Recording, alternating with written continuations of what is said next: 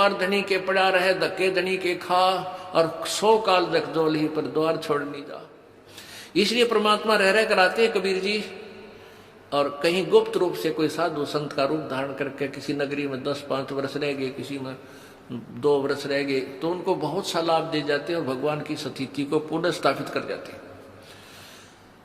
तो कबीर परमेश्वर जी का एक, अब हम संत कहेंगे, वो थे मालिक ही, क्योंकि प्रारब्ध में परिवर्तन कबीर जी के अतिरिक्त तो कर ही नहीं सकता, या उसका कोई कृपा पात्र संत वो परमात्मा ही भेजता है। तो ऐसे एक परमेश्वर कबीर जी के सत्संग में एक भगत जाया करता था। उसकी पत्नी ने उपदेश नहीं ले रखा था, वह विरोध करती थी, वो अन्य पूजाएं ही किया करती थी। उसकी पत्नी ने बताया था, उसकी पत्नी इन ज्योतिष वालों पर बड़ा विश्वास रखती थी। वो अपने पति की जन्म पत्री को लेकर एक ज्योतिषी के पास गई, भविष्यवक्ता के पास। उसने उसकी जन्म पत्री देखकर बताया कि तेरे पति की आयु इतने वर्ष है। उसने बहुत जंतर मंत्र भी करवाए कि मेरे पति की आयु बढ़ जाए, ये हो जाए। अब क्या था, अब वो चिंतित होगी कि भी मेरे पति की आयु इतनी है, और वो अपने पति को कहती कि तू ऐसे कर, वहां मेरे उसके पास चल, आप पर आपत्ति आने वाली है। वो कहने लगा मैं नहीं जा सकता कहीं भी, मुझे ज्ञान ऐसा प्राप्त हो गया, मेरे गुरुदेव के अतिरिक्त मेरी आपत्ति को आओ भी गी तो टालनिया नहीं। उसने ये ना बताई कि तेरी मृत्यु होगी, कदे चिंतित हो जावे, और आप दुखी रहा करती थी। अब उस ज्योतिष जिसने ये बताया था, उसने सारे जंतर मंत्र कर लिए, लेकिन कोई परिवर्तन उससे नहीं हुआ। उसने कहा कि बहन अब मेरे बस से बाहर की बात है, तेरे पति की रक्षा करना। वो एक पुण्य आत्मा था। देखो ये जो जन्म पत्रियां हैं, हस्तरेखाएं हैं, ये प्रभु द्वारा लिखे गए कोड वर्डों में हमारे भविष्य है, हमारा प्रारब्ध है। इसको जानने वाला बता तो देगा कि तेरे घर में ऐसा होगा, तेरे इस दिन वर्ष के बाद तेरी मृत्यु होगी, पक्की होगी, और हो जाती है। और कबीर परमेश्वर की कृपा से इस दास की शरण में आने के बाद आपको कोई ये कह दे तुम्हारी इस दिन मृत्यु होगी, और यहां का नाम ले लेना, फिर नहीं होगी, वो एक्सटेंड होगी। ये वो परमात्मा जो आपकी आयु बढ़ा देता है। तो वो भक्त सत्संग में जा रहा था। जब वो सत्संग में जा रहा था तो रास्ते में उसी गांव का, नगर का एक व्यक्ति मिल गया। वो शराबी कबाबी आदमी, और वो सिनेमा देखने जा रहा था दूसरे उसी शहर में जिसमें वो सत्संग के लिए जा रहा था। पहले पैदल जाया करते थे, साधन नहीं थे, तो दोनों मिल गए, वहां हम सफर हो गए। एक दूसरे ने पूछा तुम कहाँ जा रहा है, वो कहने लगा मैं सत्संग में जा रहा हूँ। दूसरा बोला तू कहाँ से, पूछा तो कहाँ जा रहा है, मैं सिनेमा देखने जा रहा हूँ, और वहाँ शहर से शराब लाऊंगा, और वहाँ घूटी ला के फिर फिल्म देख के फिर आऊंगा। तो उस भगत से वो कहने लगा, वो शराबी, कि क्या रखा है तेरे सत्संग में, कुछ ना रखा वहां पर, ये तो मूर्ख बना रखे तुम इन संतों ने।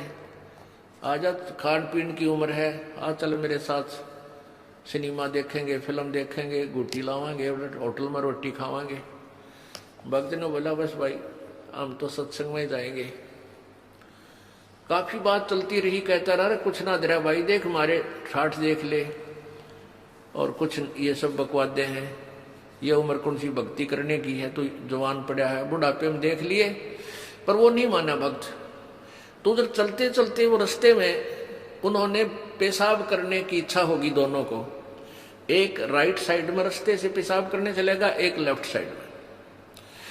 जो शराबी कबाबी था वो पेशाब करने गया, तो वहां क्या देखा, उसने देखा कि वर्षा हो चुकी थी। वर्षा के बाद कुछ मिट्टी हटके एक मटका था, घड़ा छोटा सा, और उसमें देखा झांक के हाथ हटा के मिट्टी, तो उसमें सोने की ईंटें मिली। छोटी छोटी ईंटें होती थी, 100-100 ग्राम की सोने की ईंटें, पहले छोटी ईंटें होती थी, वो 4-5 मिल गई उसने। यानी 4-5 का मतलब आधा किलो सोना, किलो आधा किलो सोना। आज तो बहुत महंगा है, उस समय सस्ता होते हुए भी कीमत बहुत थी उसकी। वो वापस आया जो लफंडर था, और उधर से भगत आया। भगत ने कहने लगा, देख भाई, आप तो रोज भक्ति करते हो, सत्संग में जाता है, और मैं कद्य भक्ति नहीं करता, ना भगवान भजता, सारा दिन मौज मस्ती मारता हूँ। देख मेरे को ये 4-5 सोने की ईंटें मिली, आजा दिखाऊंगा कहाँ मिली। वो देखा वहां पर, वो मटका की इसमें मिली। अब काल तो पूरा जाट डाला है अपने भगत पे, परमात्मा के भगत पे किसी तरह भक्ति छोड़ दे। फिर वो कहने लगा, देख ले तो मान जा निकम्मे, आजा मेरी गेला गुटी छुटी लावांगे, चाल सैर सपट्टे करांगे। उस भगत के दिल में थोड़ा सा कच्चापनता आ गया, थोड़ा सा। और वो चलते चलते क्या था, चल रहे थे और रास्ते में उसके पैर में कांटा लग गया। ये बातें क्योंकि उसका ध्यान बट गया थोड़ा सा, वो कांटा लग गया और कांटा लाग के अंदर ही टूट गया। अब उसने सोची, वो कह रहा, देख अब क्या करी रक्षा तेरे गुरु जी ने, यो कांटा भी लग गया तेरे।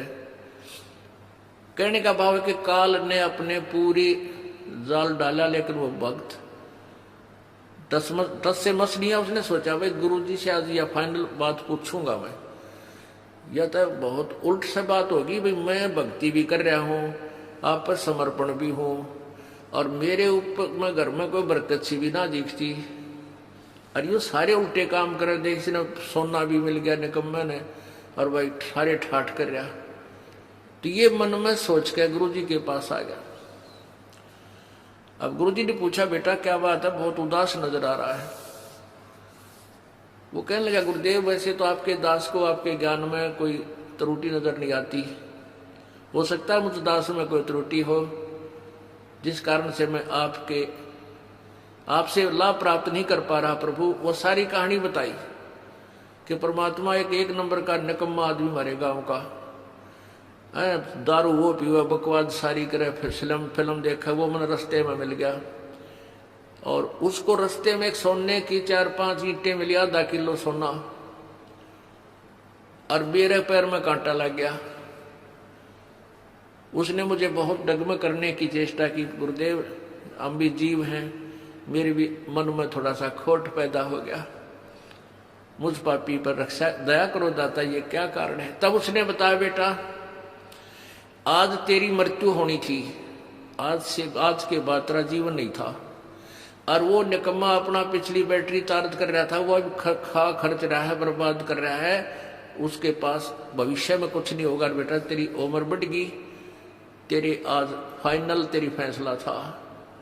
आज कहते हैं द्वार धनी के पड़ा रहे, धक्के धनी के खा, और 100 काल जख जोली पर द्वार छोड़ नहीं जा।